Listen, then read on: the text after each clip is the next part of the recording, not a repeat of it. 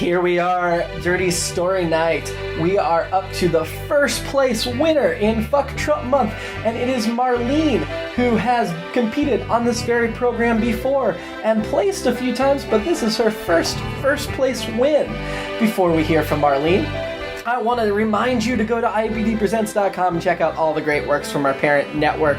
This week I'm going to highlight Jerome's TV reviews. Jerome has been a television reviewer for about 7.5 years and has written well over 2,000 reviews of television shows. He happens to be the CEO of our network, and so he now posts those reviews, links to them, through our network website, IABDpresents.com. over to seat42f.com, where he's the chief television critic, and also blogcritics.org, where he's a contributing writer. You can get all the links right at our website. Rate and review us on iTunes, follow us at IABD Presents, and also enjoy Marlene's grand prize winner for Fuck Trump Month. He was standing upright, bound, so tightly he couldn't move. He was loosely blindfolded. From what he could tell, he was in a dimly lit room. It was cold, and from the slight breeze he was feeling, he was naked. Maybe he'd been doing one of his kinky sex games when he blacked out. Then he heard high heels across the floor.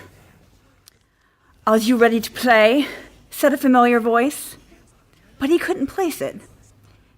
He heard a mechanical sound, and he felt his body move, and he was suspended in the air. High heels, naked, Russian accent. I know where this is going. I like it. Good. Very good. It was probably one of his Russian prostitutes. Suddenly the blindfold was ripped off his face. His eyes adjusted and he saw his ex-wife, Ivana. He turned his head to look around the room. In the darkness, across the room, he saw two other figures cloaked in shadow. "Who's there? Come on, guys. It's like, if it's a party, let's make it a party. I hope your bladders are full. This will be so fun. Fun. Hashtag fun." The figures moved slightly, but didn't reveal themselves. "Shh. Look at me." He turned and looked at her. She held up a small object. "Do you remember when you made me make this?" It was a small plaster cast of his penis. "Yes, of course I remember. It's my manhood. It's the best. It's big. It's the biggest. It's huge." "You were so proud of it." She looked at the figures in the corner. They nodded and moved and buttons were pressed. His body lifted slightly more, and he was pulled where he couldn't move a muscle. She shoved the small dildo in his face. "This was for all the times you hurt me."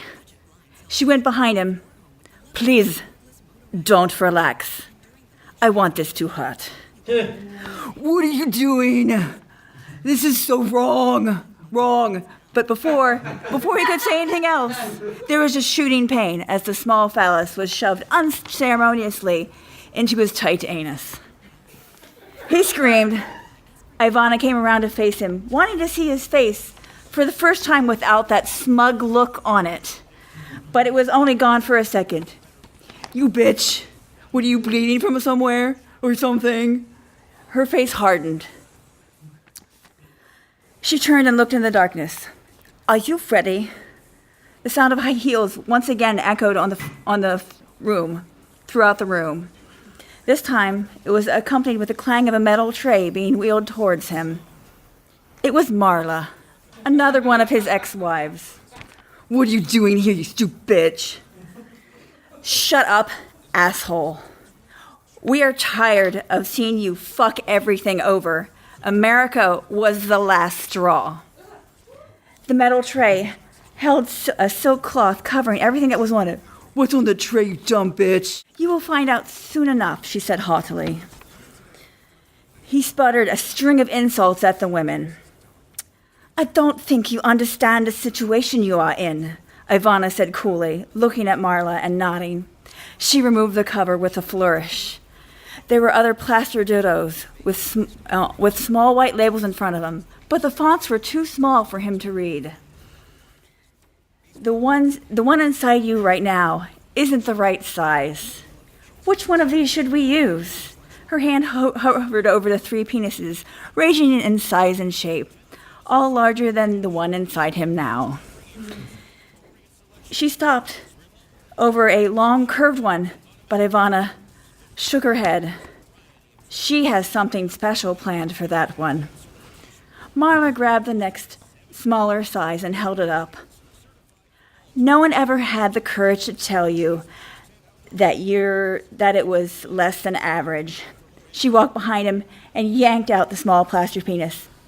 Well, it's very small, she said as she shoved the larger dildo deep inside.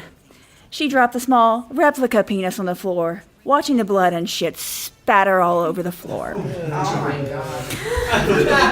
Here's an interesting fact about these lovely dildos. They were all cast from people that hate you. The one inside you right now was supplied to us by Hillary. Once we told them our plan, they were more than willing to help us, and Bill is always ready. This one came someone who plays you on TV. He does a really good job, but as you can see, not all things are the same. He might look at you, but this one's bigger. Marla and Ivana laughed. They looked at the solitary figure in the darkness. Are you ready, sweetie? She called into the darkness. Slowly, another woman appeared from the darkness. Too many darknesses. She went over to the shit-covered phallus and picked it up. It was his current wife. I am so sick of hearing your smug voice. She pressed it to his lips. Open up. He tried to keep his mouth closed, but they all knew him too well. He could never remain silent. You can't do this. You can't.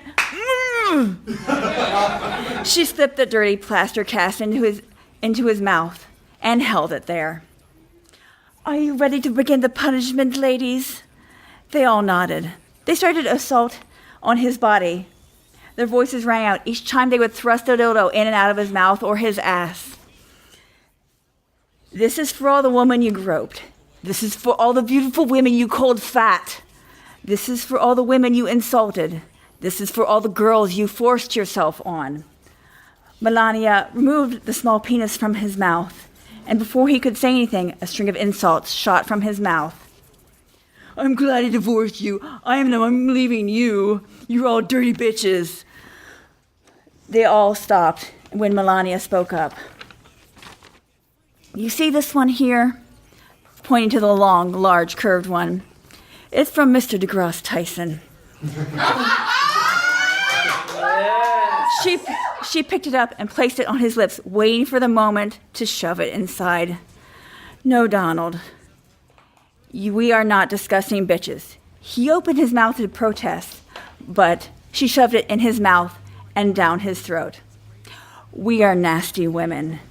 The women looked at each other, and proud of it.